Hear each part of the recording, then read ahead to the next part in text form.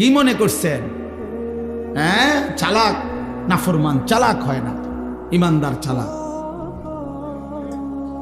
নামাজি চালাক, সে বুঝে আমার দুনিয়াও চলতেছে, অসুবিধা কি, আমার আখেরাত তো ঠিক হচ্ছে।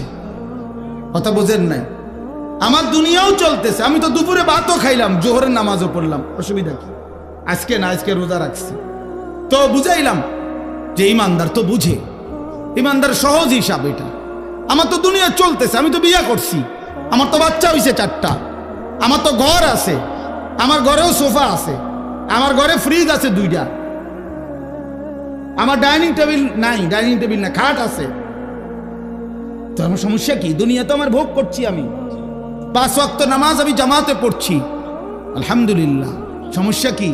আল্লাহকে মাইনা আমি আটকায় গেলাম কোথায়? নাফরমান আগায় গেল কোথায়? আরে বেঈমান, তুই কই আগাইলি? এই বেনামাজি অসভ্য, তুই আগাইলি কই? নাফরমান,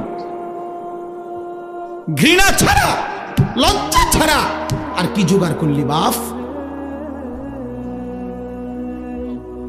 তুমি কি আগাইলা?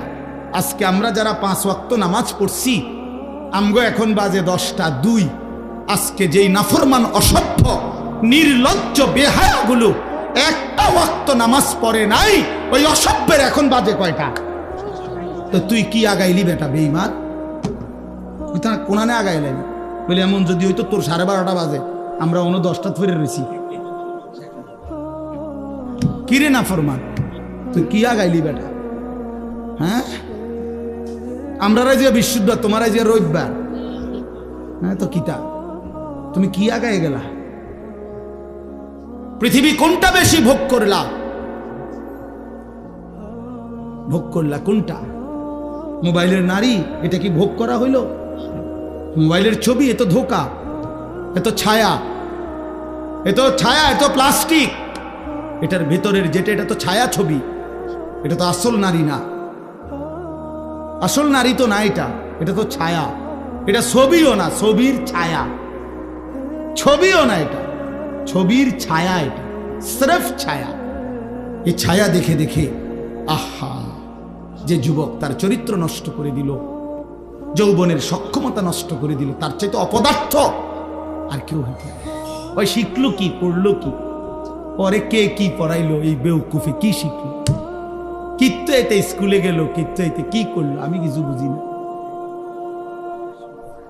কি পড়লো সে? আফসোসের বিষয়।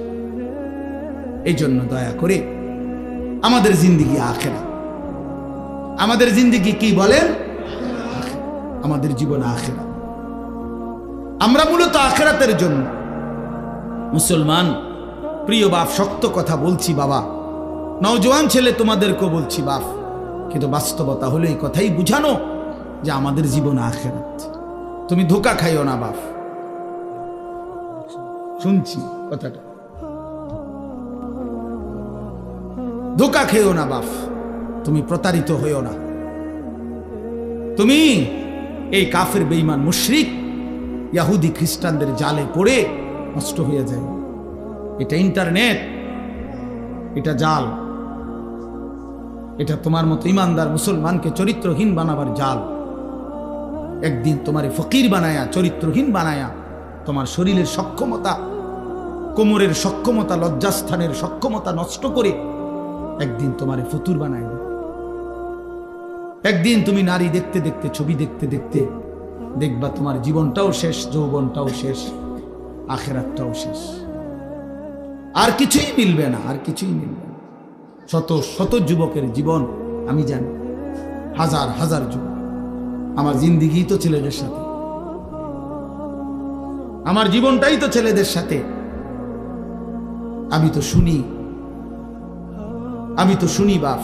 অতএব নিজের আখলাক সুন্দর, আমরা আখেরাতের জন্য, আমরা মুসলমান, আমাদেরকে আল্লাহ দয়া করে পছন্দ করে এক শ্রেষ্ঠতম নবী দিয়েছেন, এত বড় শ্রেষ্ঠতম রাসূল পেয়ে আহা যে পথ হারা হয়ে গেল, তার চাইতে বড় অভিশপ্ত আর কেউ হইতে পারে। কুল কায়নাতের সর্বশ্রেষ্ঠ নবী আমার কপালে জুটলো, তোমার কপালে জুটলো, তবুও তুমি কেমনে পথ হারা হইল? এত বড় শ্রেষ্ঠ নবী তো আর কারো কপালে জুটে না। নবী সাল্লাল্লাহু আলাইহি ওয়াসাল্লামের চাইতে দামি আল্লাহর সৃষ্টিতে আর কে হইতে পারে?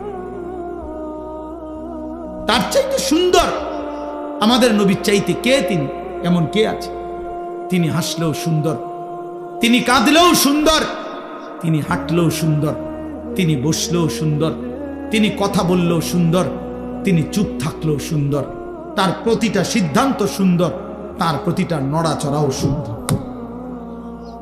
আল্লাহ নবী সাল্লাল্লাহু আলাইহি সাল্লাম ইমানদারও 1450 বছর ধরে নবীকে পরীক্ষা করছে। তিনি ইমানদারের চোখেও সর্বশ্রেষ্ঠ।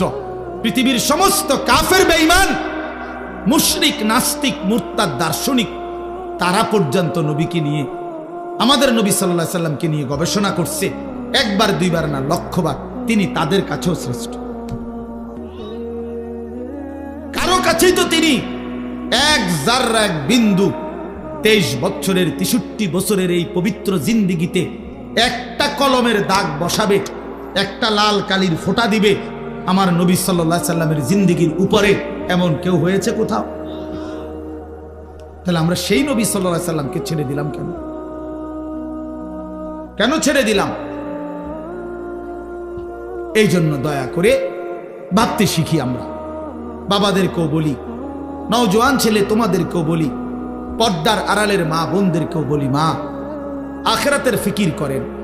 আখিরাত যদি ফিকির হয়, পরকালের যদি ভাবনা হয়, তাহলে আমাদের পরকালের শ্রেষ্ঠতম সিজন আখিরাত কামাই করার মাহে রমজান।